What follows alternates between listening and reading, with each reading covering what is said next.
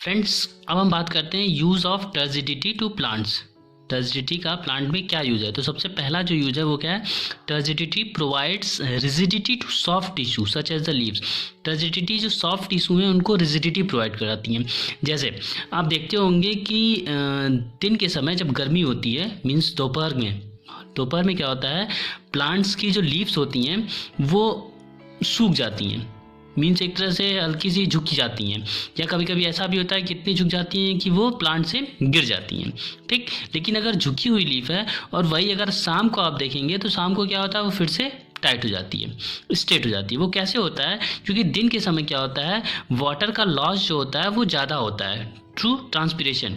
ठीक, हम जानते हैं ना, ट्रांसपिरेशन के द्वारा क्या होता है, loss of water from the aerial part of the plant.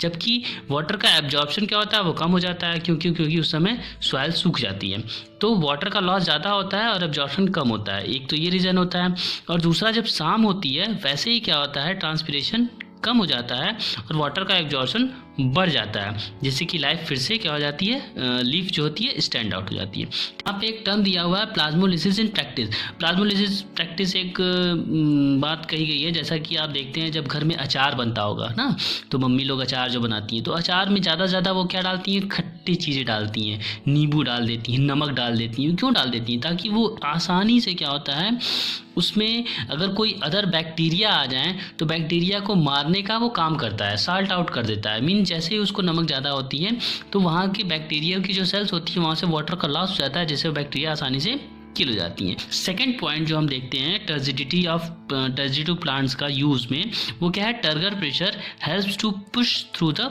Hard ground.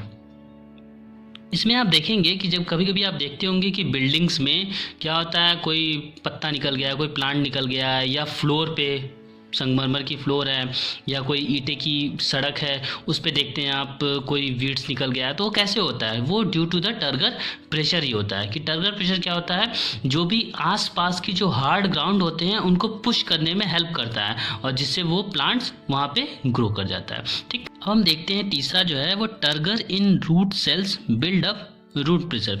इसको समझने के लिए एक्सपेरिमेंट देखते हैं। ठीक, ये कोई प्लांट लिया गया है, जिस प्लांट के जो अपर पार्ट को कट कर दिया गया है, और कट करके यहाँ पे एक ट्यूब से इसको जोड़ दिया गया है मैनोमीटर के थ्रू।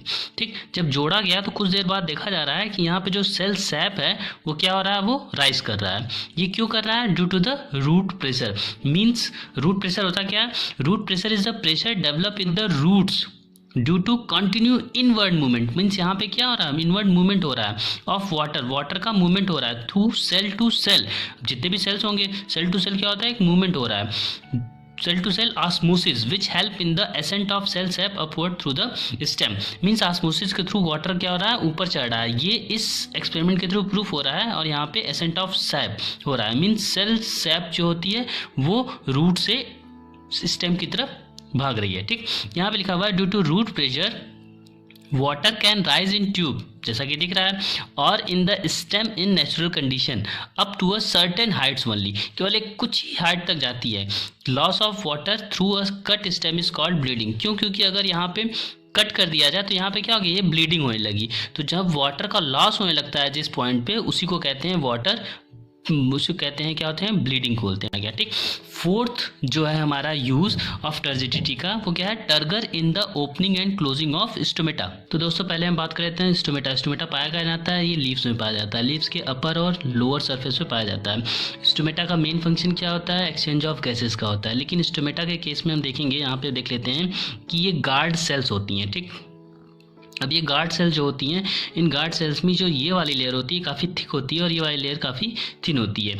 ये दो चीज़ होती है। गार्ड सेल जब फुल जाती हैं, जब ये टर्जिड कंडीशन में होती है, क्या, जब ये टर्जिड कंडीशन में होंगी, तो गार्ड सेल जब टर्जिड कंडीशन में होती है तो स्टोमेटा उस समय ओपन होता है। क्या होता है, ओपन होता है।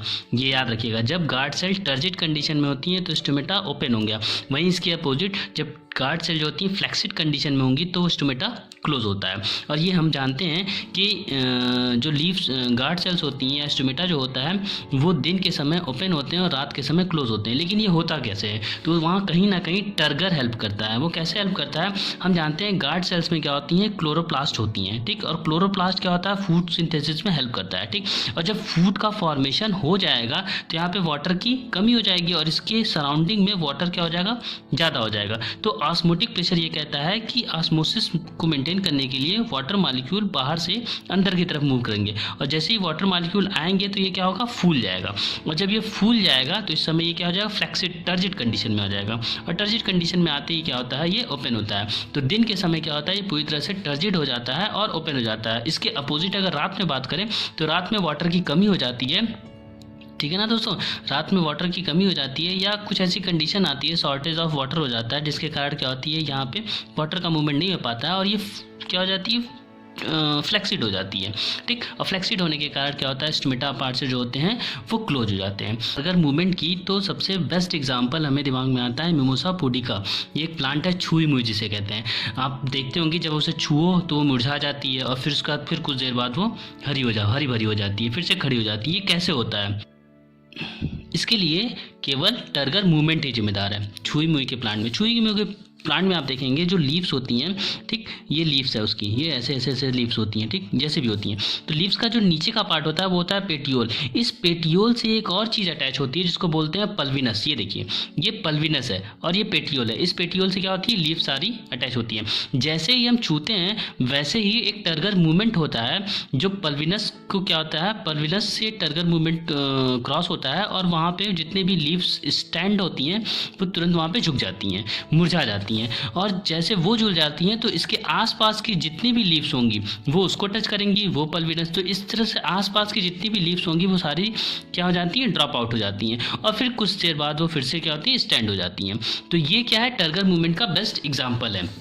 इसके अलावा जो फ्लावर्स का सन की तरफ मूवमेंट देखते हैं, कभी कभी आप देखते हो कि सन की तरफ फ्लावर होता है या लीव्स जो होती हैं झुक जाती हैं रात के समय, तो ये भी क्या एक प्रकार का टर्गर मूवमेंट की तरह है, ठीक है।